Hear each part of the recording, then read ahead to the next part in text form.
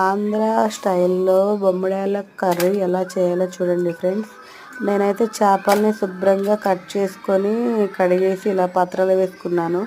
కూర రెడీ చేసుకుంటానికి ఉల్లిపాయలు ఇలా ముక్కలుగా చేసి అలా ముక్కల్లో పైన వేసాను. తర్వాత పచ్చిమిర్చి వేసుకున్నాను. ఆ తర్వాత మసాలా కోసం అల్లం, చిల్లిపాయ, కొబ్బరి మిక్సీ పట్టుకొని ఇలా ముక్కల పైన వేసుకున్నాను. ఇలా ముక్కల పైన వేసుకున్నాక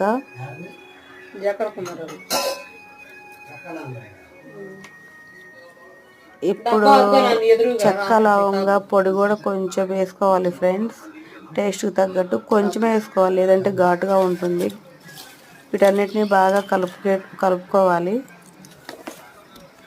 ముక్కలకు పట్టేలాగా.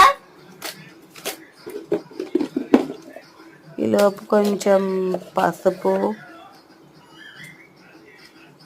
కొంచెం సరిపోతుందండి, ఇంకొంచెం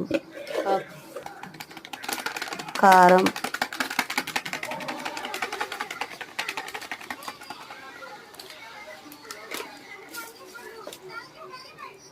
మంచి నూనె పోసుకోవాలి. వీటన్నిటిని బాగా కలిసేలాగా కలుపుకోవాలి మంచిగా. ఇట్లా బాగా కలుపుకుంటే చేపలకి మొత్తం మసాలా పట్టి కూర చాలా టేస్టీగా ఉంటుంది. ఇప్పుడు లాస్ట్లో కొంచెం ఉప్పు వేసుకోవాలి. ఉప్పు వేసుకుని మళ్ళీ ఇలా ఒకసారి కలుపుకుంటే ముక్కకి బాగా ఉప్పు పడుతుంది, చాలా టేస్టీగా ఉంటుంది.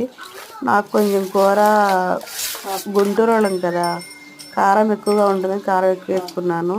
ఈలోపు చింతపండు పిసుక్కొని ఇలా పోసుకోవాలి గుజ్జు కోసం. మనకు తగినంత పులుసు పోసుకొని చూసుకోవాలి ఎలా ఉంది, రెడీ అయిందా లేదని. ఇంకొన్ని వాటర్ పోసుకోవాలి ఫ్రెండ్స్, ఇలా అయితే కాదు, ఇంకొంచెం వాటర్ పోసుకొని